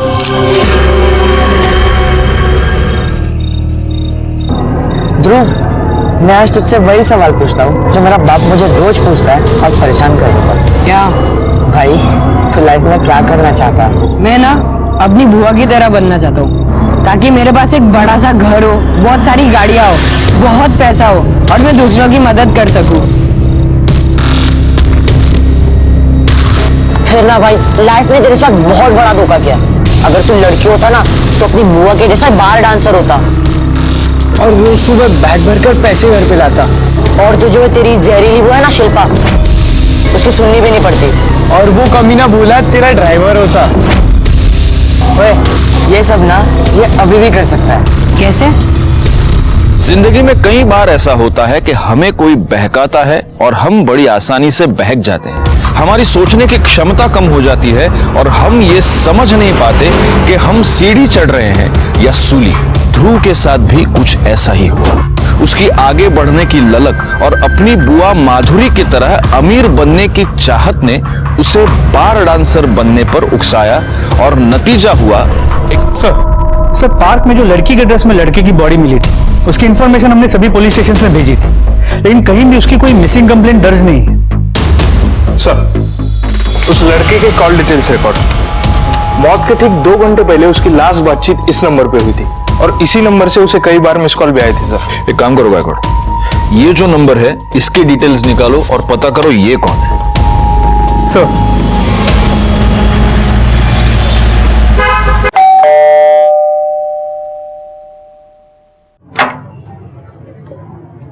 ये हनीशा का घर है। ते मारी छोकरी छे, तमे कौन? हम मुंबई पुलिस से। पुलिस? क्या हुआ मेरी बेटी को? मेरी बेटी ठीक तो है ना सर? एक मिनट, आप घबराइए मत, हनी को कुछ नहीं हुआ है, लेकिन एक केस के सिलसिले में हमें हनी से बात करनी है। आप बुलाएंगे ना? साहब, वो तो मुंबई में रहती है। मुंबई? एक बहुत अच्छी महिला है माधुरी सेठी, उसके पास मेरी बेटी रहती है। माधुरी सेठी ने हनी को बहन मानकर गोद लिया है साहब। उसने उसको काम भी दिलवाया है और हमेशा अपने साथ रखती है साहब। इस माधुरी सेठी का एड्रेस और फोन नंबर मिलेगा?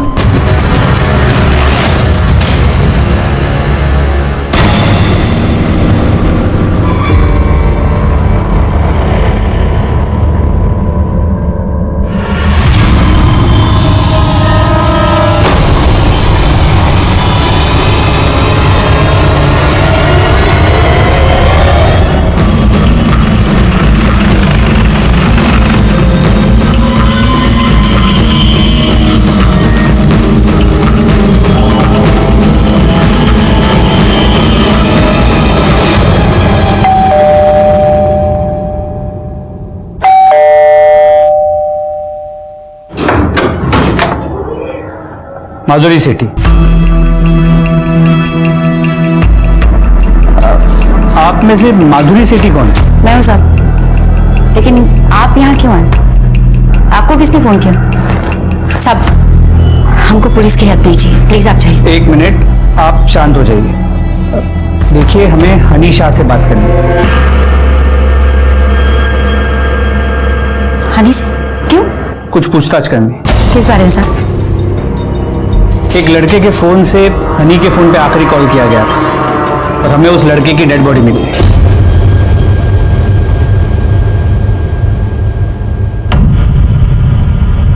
ध्रुव, ध्रुव, ये क्या हो गया ध्रुव? मुझे माफ कर दे ध्रुव, मैं तुझे गुनहगार समझ रही थी और तू अपने शर्मा में डाल दी। ध्रुव, भैया मुझे माफ कर देना भैया, मैं तुम्हारे बेटे का ख्याल नहीं रख पाई, ना तो अच्छी बहन बन पाई, ना अच्छी बुआ।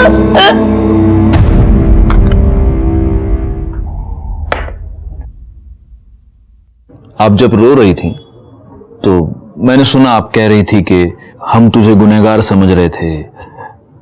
किस बात के लिए गुनहगार समझ रही थी आप ध्रुव को?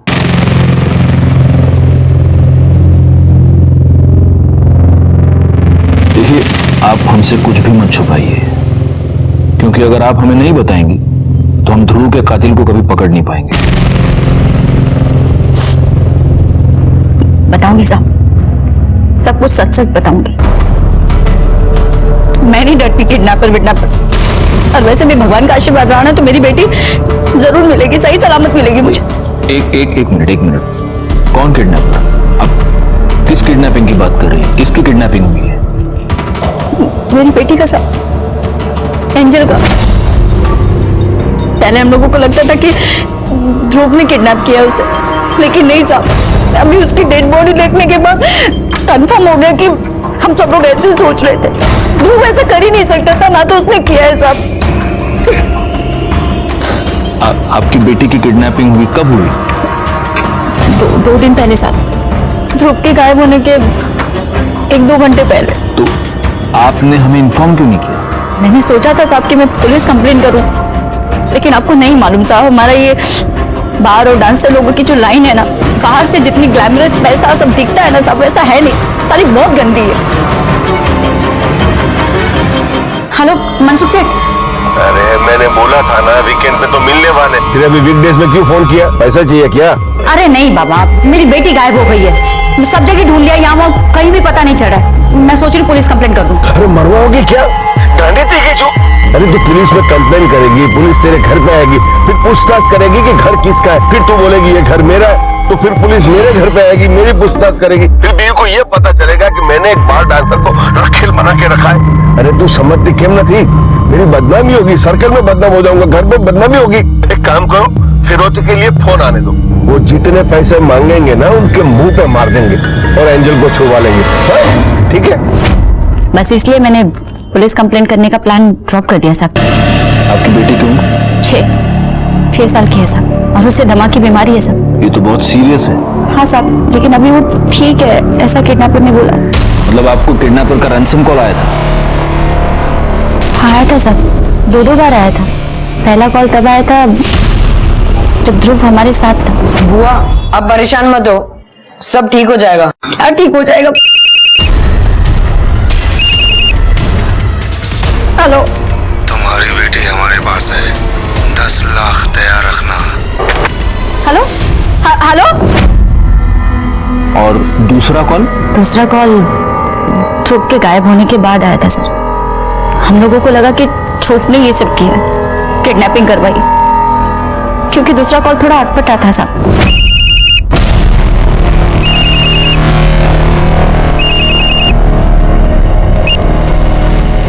हेलो, माधुरी सेठी, अपनी बेबी को लेकर परेशान मत होना, बस हमें ज्यादा नहीं 10 लाख चाहिए। कब तक अरेंज कर सकती हो? तुम कौन बोल रहे हो? इस क्वेश्चन से तुम्हें तुम्हारी बेटी तो नहीं मिलने वाली। नहीं, वो अभी 2 घंटे पहले किसी और का भी फोन आया था दूसरे नंबर से, वो भी 10 लाख की डिमांड कर रहा था, इसलिए। वो फर्जी था, कोई तुम्हें उल्लू बना रहा है। एंजल है ना तुम्हारी बेटी का नाम?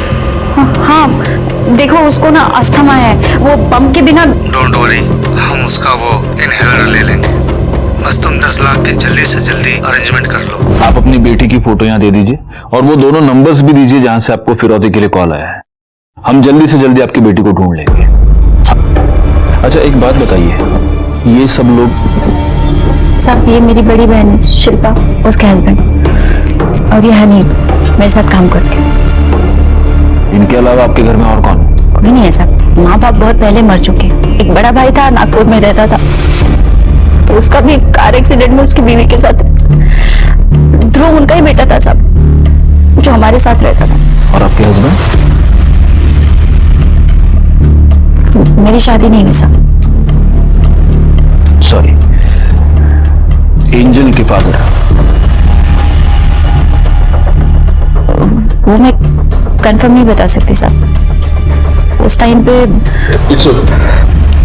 आप प्लीज अपना फोन मुझे देंगे? डरिए नहीं, हम सिर्फ आपके फोन में एक ऐप फिट करेंगे। आपको किडनैपर का जब भी फोन आएगा हमें तुरंत पता चल जाएगा। प्लीज। हेलो, तुम्हारी बेटी हमारे पास है। 10 लाख तैयार रखना, कब कहाँ देने हैं बता देंगे। हेलो, माधुरी सेठी, अपनी बेबी को लेकर परेशान मत होना, वो हमारे पास है। बस हमें ज्यादा नहीं, 10 लाख चाहिए।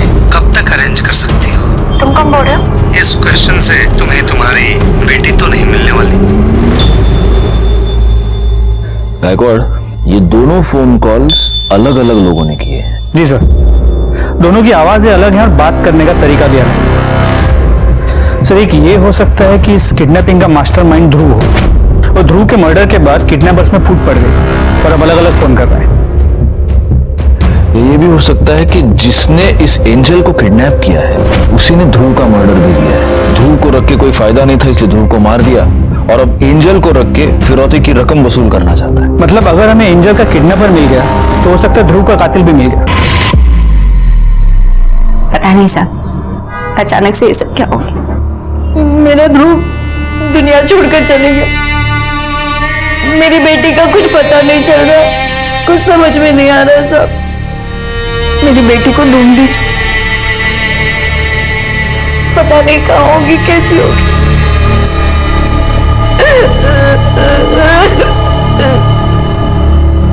बेटा एक मिनट, तुम तीनों ध्रुव के दोस्त हो? हाँ अंकल। अच्छा, मुझे ध्रुव के बारे में तुमसे कुछ पूछना है। अंकल आप कौन हो? बेटा मैं पुलिस से। अच्छा, ये ध्रुव की किसी के साथ कोई दुश्मनी, उसे कौन मार सकता है, कुछ जानते हो? नहीं अंकल। ध्रुव लड़कियों वाले कपड़े क्यों पहनता था? अंकल उसे डांस का बहुत शौक था, फिर वो जब अपनी बुआ के यहाँ रहने आया तो यहाँ डांस की रेगुलर प्रैक्टिस होती थी। लेकिन ये डांस का लड़की बनने से और ये लड़कियों के कपड़े पहनने से क्या कनेक्शन है? अंकल उसे लगा वो अपनी बुआ की तरह बार डांसर बन के बहुत पैसे कमा सकता है। तो फिर वो कपड़े किसके हैं जो वो पहनता है, उसकी बुआ के? नहीं सर, वो उसके घर में रहती है ना, हनी, उसके थे। तो ध्रुव ने जो ड्रेस पहनी थी वो ड्रेस तुम्हारी थी? हाँ सर। ध्रुव को ये लड़कियों वाली ड्रेस पहनाना, ये पूरा आइडिया तुम्हारा था? नहीं सर, एक दिन जब मैं अपने घर पर थी और नहा रही थी तो ध्रुव घर पर आया था और सर खुद ही उसने ये ड्रेस ट्राई कर ली थी। ध्रुव, सॉरी दीदी, मैं इसको अभी निकाल। अरे नहीं नहीं नहीं, बहुत अच्छा लग रहा है। तुम्हें क्या लगता है हनी, ध्रुव को किसने मारा होगा?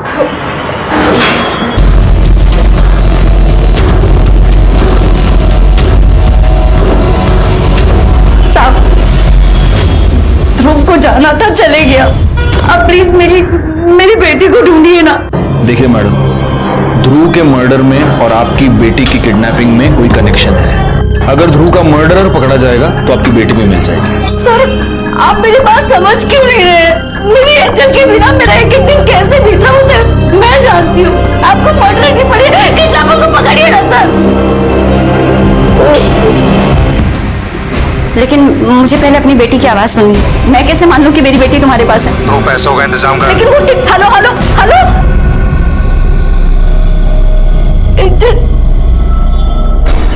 तबीयत ठीक है, जैसे ही बोलेगी फोन करता हूँ। तो पैसों का इंतजाम कर। सर ये आवाज उस किडनैपर की लग रही है जिसका कॉल सबसे पहले आया। मतलब ध्रुव गायब होने से पहले। और वो जो दूसरा कॉल था उसने दोबारा कभी फोन नहीं किया। नहीं, समथिंग इज रॉन्ग गायकवाड़। मुझे लगता है कि रियल किडनैपर एक ही है जिसके पास ये एंजल है। मुझे बताओ, इसका पहला फोन कॉल कैसे आया था? सर उसने पहला कॉल पब्लिक फोन बुथ से किया था। अच्छा, और वो जो दूसरा कॉलर था उसने दोबारा कभी फोन नहीं किया। तो दूसरे किडनैपर ने अपना कॉल इंटरनेट कॉलिंग के थ्रू किया था, लेकिन उसका आईपी एड्रेस हम अब तक ट्रेस नहीं कर पाए। ये जो पब्लिक फोन बूथ है इसके आसपास के सारे सीसीटीवी कैमरे की फुटेज चेक करो। सर वहाँ आसपास कोई भी सीसीटीवी कैमरा नहीं मिला, और एंजल और ध्रुव की फोटो भी हमने आसपास लोगों को दिखाई, लेकिन किसी ने भी उन्हें पहचाना नहीं। एज अ पुलिस ऑफिसर ये केस मेरे लिए टेस्ट था। एक छोटी बच्ची एंजल की जान खतरे में थी, उसे किडनैपर से छुड़वाना मुझे प्रायोरिटी लग रही थी, लेकिन तभी ध्रुव मर्डर केस में हमारे सामने कोई लीड आ जाती और हमारा ध्यान उधर बढ़ जाता। आखिरकार हमने ये सोच समझकर डिसाइड किया कि हम एंजल को छुड़वाने पर ही पूरी तरह से कंसंट्रेट करेंगे, और तभी हमारे सामने एक ऐसी लीड आई जिसकी वजह से हमें थोड़ी बहुत मदद मिली। मैडम कहिए, मुझे बड़े इंस्पेक्टर साहब से बात करनी है। बोलिए।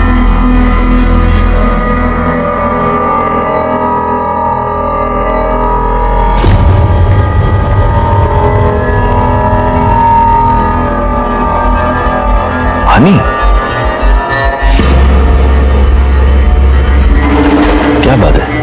सर जब लास्ट टाइम आप मुझसे मिले थे तो मुझे कुछ बात बतानी थी आपको, लेकिन मैं कुछ बताती तब तक माधुरी दीदी वहां आ गई थी। सर ध्रुव को शक था कि एंजल की किडनैपिंग ओम जी ने की है। क्या बात है ध्रुव? हनी दीदी, आपने नोटिस किया जब ओम फूफा जी घर से बाहर गए थे उसी बीच में किडनैपर्स का फोन आया। हाँ, मुझे लगता है ओम फूफा जी ने किडनैप करवाया एंजल को। फिर ध्रुव ने क्या किया? सर फिर ध्रुव ने डिसाइड किया कि वो ओम का पीछा करेगा, लेकिन सर मुझे बहुत डर था कि कहीं ध्रुव को कुछ हो ना जाए, इसलिए सर मैंने ध्रुव को लड़की बनाया ताकि ध्रुव पर कोई शक ना करे। शिल्पा, मैं जरा नीचे जाके आता हूँ। हेलो ध्रुव, ओम जी निकल चुके, तुम भी निकलो।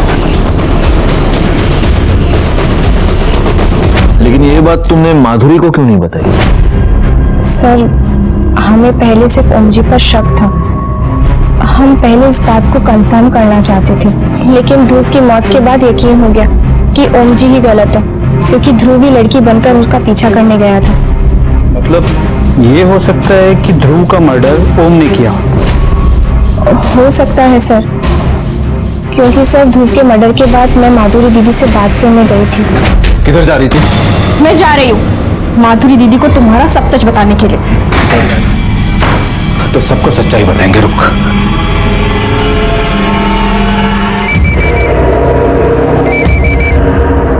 हेलो। हाँ माता जी, जय श्री कृष्ण। हनी से बात करिए। ले बात कर, बात कर। हेलो। हाँ डिग्री, हाँ तू ठीक तो है ना? हेलो। देख, तेरी माँ ये समझती है कि तू यहाँ पार्ट टाइम नौकरी करके पढ़ाई कर रही है, और अगर तू ये चाहती है कि तेरी माँ इसी झूठ के साथ खुश रहे तो कुछ सच्चाई छुपाना भी सीख ले, नहीं तो तेरी सच्चाई अगर उसके सामने आ गई ना तो सोच ले, बेचारी जीते जी मर जाएगी। सर इसलिए इतने दिन मैं चुप रही, लेकिन सर अब मुझसे बर्दाश्त नहीं हो रहा है। सर उमला उचलायचं का? उचलून फायदा काय गायकवाड? हमारे पास प्रूफ क्या है? हमारे पास क्या प्रूफ है कि ओम ने ध्रुव को मारा है, या ओम ने ही एंजल को किडनैप किया है, या फिरौती की डिमांड की? अगर उठा भी लेंगे तो कोर्ट में मुकर जाएगा, छूट जाएगा। उसको रेड हैंडेड पकड़ना पड़ेगा।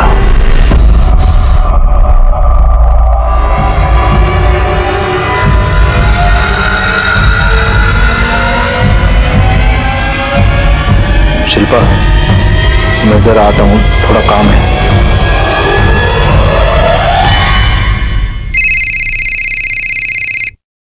हेलो।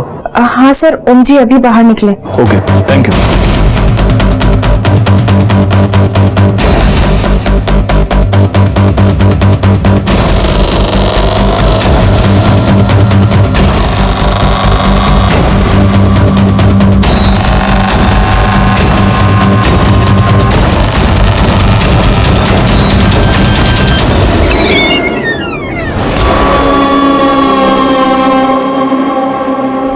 2-3 घंटे होश में रह ले।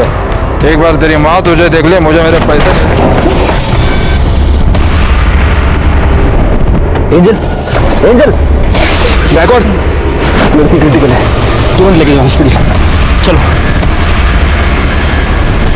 चल चल चल।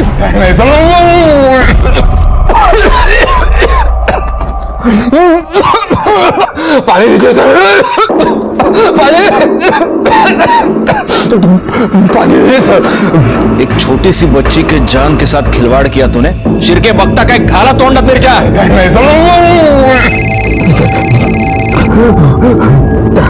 दबे।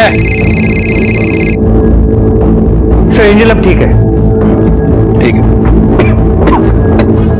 अब ये बता तूने ध्रुव को क्यों मारा? मैंने नहीं मारा सर, बिना मार रहे सर। ध्रुव को ये पता चल गया था कि तूने एंजल को किडनैप किया है और इसीलिए तूने उसका मर्डर किया। वो मेरे पीछे आया जरूर था, पर उससे पहले मुझे पता चल गया था सर। मैंने जब ध्रुव को पहचान लिया तो मैंने उसे घुमा कर चकमा दे दिया। उसके बाद से मैंने भी उसे नहीं देखा था।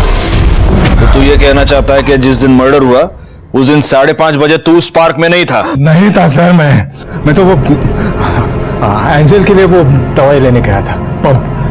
आप चाहे तो मेडिकल वाले से पूछ लीजिए सर। देखो, लड़की की किडनैपिंग के जुर्म में तो तू यहां पर सड़ेगा ही। अब बस देखना यह है कि मर्डर के जुर्म में तू फांसी पर चढ़ता है या नहीं। बैकवर्ड, मेरी गट फीलिंग ये कहती है कि ध्रुव का मर्डरर कोई बाहर का आदमी नहीं है, इन्हीं में से कोई एक है जो उसका मर्डरर है। इस ओम के लिए बैग तो चेक कर ली, ये सच कह रहा है। ये मेडिकल शॉप में दवाई की पंप ले रहा था। बचे माधुरी, उसकी बहन शिल्पा, हनी, ड्राइवर भोला और ध्रुव के 3 दोस्त मुदित, आरव और जिमी। पर हमारी पूछताछ में अब तक ये पता चला है कि ये शिल्पा ध्रुव से सबसे ज्यादा नफरत करती थी। बुलाओ इसे। ध्रुव के आने से आप बहुत ही इनसिक्योर हो गई थी। आपको ऐसा लगने लगा कि माधुरी की लाइफ में आपकी इंपॉर्टेंस कम हो जाएगी। अगर ध्रुव माधुरी के घर में टिक गया तो हो सकता है कि कल को माधुरी आपको घर से बाहर निकाले। अगर ऐसा हुआ, आपकी कमाई का एकमात्र जरिया बंद हो जाए और इसीलिए आपने ध्रुव का मर्डर किया। नहीं साहब, मैंने ध्रुव को नहीं मारा। आप चाहिए तो किसी से भी पूछ लीजिए। जब ध्रुव की मौत हुई मैं माधुरी के घर पर थी। साहब मुझे नहीं पता शिल्पा उस दिन घर पे थी या नहीं, क्योंकि मैं घर पे नहीं थी। कहाँ गई थी आप? साहब वो मैं उन लोगों से मिलने गई थी जिनके साथ मेरे पहले संबंध थे। मेरा मतलब है एंजल के पैदा होने से पहले। पता नहीं मुझे ऐसे क्यों लग रहा था कि उनमें से किसी ने बेटी को पाने की लालच में उसे किडनैप तो नहीं कर लिया। ठीक है, उन सारे लोगों के नंबर्स और नाम हमें चाहिए। जी। वैसे आप गई कैसे थी? गाड़ी से? हाँ सर। अपने ड्राइवर को बुलाइए जरा। सर भोला तो उस दिन से आया ही नहीं, मैं गाड़ी खुद चला कर गई थी और तब से उसका फोन भी बंद है। कहाँ रहता कहाँ ये भोला? भोला, भोला नाम है ना तुम्हारा? जी। भोला, शक्ल तो बड़ी कमीनी है तुम्हारी। एक बात बता बोले, ध्रुव की वजह से तुम्हारी माधुरी मैडम ने एक बार तुमको डांट दिया। सिर्फ डांटा नहीं, तुमको थप्पड़ मारा और तुम्हारे मन में इस बात की खुन्नस बैठ गई और इसीलिए तुमने ध्रुव का मर्डर कर दिया। नहीं साहब, कसम खाकर बोल रहे हैं साहब, ऐसा नहीं किया हमने साहब। अच्छा, तो जब ध्रुव का मर्डर हुआ तब तुम कहाँ थे? वो क्या है ना साहब, बिल्डिंग से हमें एक लौंडिया निकलती हुई नजर आई। साले लौंडिया? मतलब महिला निकलती हुई नजर आई हमें। हम थोड़ा लट्टू हो गए उसके ऊपर, गाड़ी के पास ही खड़े हुए थे, उसके पीछे निकल पड़े। हमारी बीवी का फोन आया कि उसे अस्पताल ले जा रहे हैं, तो हम वहाँ से वापस लौट गए, सीधा सोसाइटी गए, वहाँ गार्ड को चाबी दी और फिर सीधा अस्पताल चले गए। 3 दिनों तक अस्पताल में थे साहब, आप चाहें तो किसी से भी पूछ लीजिए। फोन क्यों स्विच ऑफ था? वो क्या है ना कि माधुरी मैडम हमें वक्त बे वक्त फोन करके ड्यूटी पर बुलाती थी और ऐसी स्थिति में हम अपनी बीवी को छोड़कर कहीं जा नहीं सकते थे, इसलिए मोबाइल स्विच ऑफ किया था। कसम खाते हैं साहब। सर वो ड्राइवर भोला सच कह रहा है। उसने वाकई उस दिन चाबी वॉचमैन को दी थी और उसकी बीवी भी प्रेग्नेंट थी, उसे बेटी हुई। और माधुरी और शिल्पा? शिल्पा के मोबाइल रिकॉर्ड के मुताबिक वो घर पे ही थी और माधुरी भी सच कह रही, वो अपने पुराने क्लाइंट्स को मिलने गई थी। अगर सभी क्लीन है तो फिर कल्प्रिट कौन है गायकवाड़? हनी।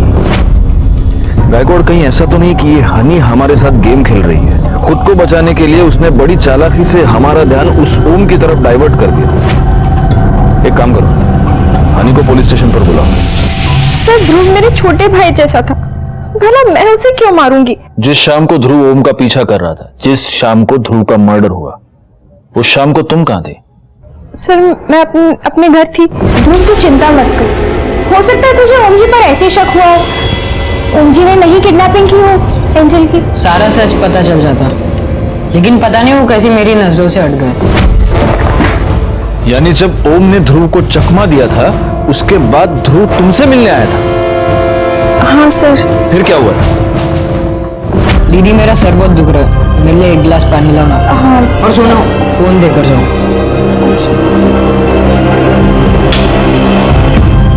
क्या तुम्हें वो नंबर याद है जिस नंबर पर ध्रुव ने तुम्हारे फोन से कॉल किया था? नहीं सर। कितने बजे हुआ था ये सब? सर लगभग यही कोई 4:45 बजे। 4:45 मतलब ध्रुव के मर्डर से आधे घंटे पहले। एक काम करो गायकवाड़, इसके कॉल डिटेल्स निकालो और देखो कि मर्डर वाले दिन 4:45 बजे के आसपास इसके फोन से किसको कॉल किया है। सर। हाँ शोभा। नहीं आज लेट हो जाएगा, लेकिन खाना मैं घर पर आकर ही खाऊंगा। अरे बाहर कभी कुछ खाता हूँ क्या मैं? हाँ चलो रखो सर। हाँ सर हनी के कॉल रिकॉर्ड्स, इसके मुताबिक ध्रुव ने हनी के फोन से जो कॉल किया था वो अपने दोस्त आरव को किया था। सर इसके अलावा एक और इंटरेस्टिंग बात पता चली है, ये आरव, मुदित और जिमी, इन तीनों के फोन सोसाइटी में ही 5 बजे स्विच ऑफ हुए थे एक साथ। जी सर। इन तीनों के फोन 5 बजे एक साथ स्विच ऑफ हो गए और 5:30 बजे ध्रुव का मर्डर हो गया। गायकवाड़, इन तीनों को उठा कर लाओ।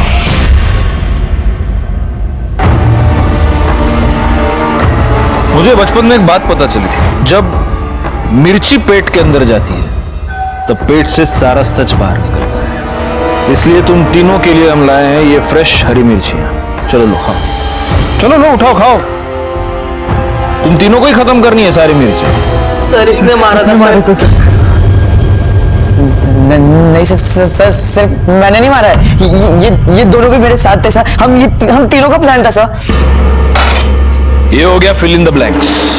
अब डिटेल में पूरी कहानी।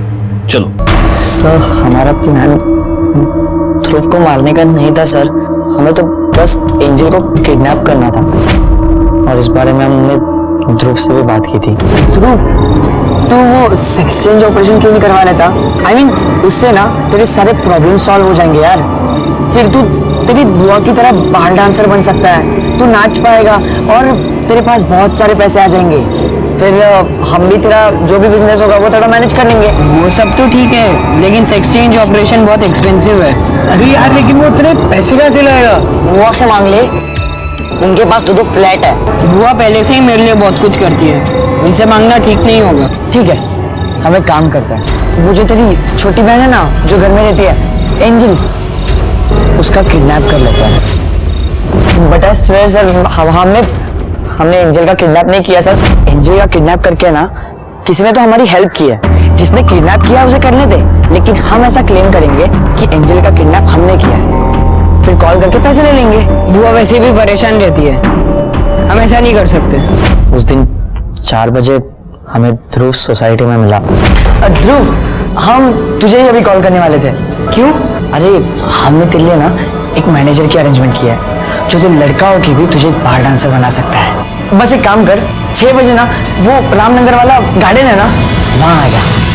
फिर हम तीनों ने मिलकर एक प्लान बनाया कि हम ध्रुव को डराएंगे। मैं 15 मिनट में निकल रहा हूँ गार्डन के लिए। हाँ आ जा। वो आदमी किधर है जो मुझसे मिलने आने वाला था और मुझे डांस बार में काम दिलाने वाला था? हाँ वो भी आ ही जाएगा। बोल, हम जैसा बोलेंगे वैसा करेगा या नहीं? ये चाकू नीचे रखा, देख कुछ गलत होगा ना, मैं नहीं करूंगा। कुछ गलत नहीं है, बस तुझे ना तेरी बुआ से एंजल की किडनैपिंग के पैसे लेने। गलत काम है ये नहीं करने वाला मैं। हम तुझे तेरा हिसाब दे देंगे। अरे तेरे पास अपने खुद के पैसे होंगे जिससे तो अपना सेक्स चेंज का ऑपरेशन करा सकता है। मेरे को कोई ऑपरेशन नहीं कराना है। अबे तुझे नहीं करना ना, मत कर। हमें पैसे कमाना है, बहुत सारी चीजें मंगाई है ऑनलाइन, हमें सब खरीदनी भी है, इसलिए चुपचाप अपना मुंह बंद रखना, समझा? ए पागल है क्या? मैं तुम लोग से बात नहीं कर रहा, ये गलत है। मतलब एक जुर्म करने के बाद भी, एक मर्डर करने के बाद भी तुम तीनों को चैन नहीं मिला। तुमने माधुरी को रैंसम कॉल किया। हमें ज्यादा नहीं, बस 10 लाख चाहिए। आरव, मुदित और जिमी पर जुवेनाइल कोर्ट में मुकदमा चलाया गया और सजा के तौर पर उन्हें जुवेनाइल होम भेज दिया गया। ये चारों बच्चे कुछ ज्यादा पाने की लालच में अपने जिंदगी के सबसे अच्छे दिन गंवा बैठे और बेचारा ध्रुव तो अपनी जान से हाथ धो बैठा। कि युवा हमारे देश की शक्ति है, ये हम पर निर्भर करता है कि हम उस शक्ति को सही दिशा दें। मैं इंस्पेक्टर राजेश जाधव आपसे विदा लेता हूं। दोबारा मिलूंगा, तब तक सतर्क रहिए और देखते रहिए क्राइम पेट्रोल दस्तक, क्योंकि मकसद बताना नहीं, बचाना है। जय हिंद। क्राइम पेट्रोल के ऐसे ही मजेदार एपिसोड्स देखने के लिए हमारे चैनल को सब्सक्राइब करें।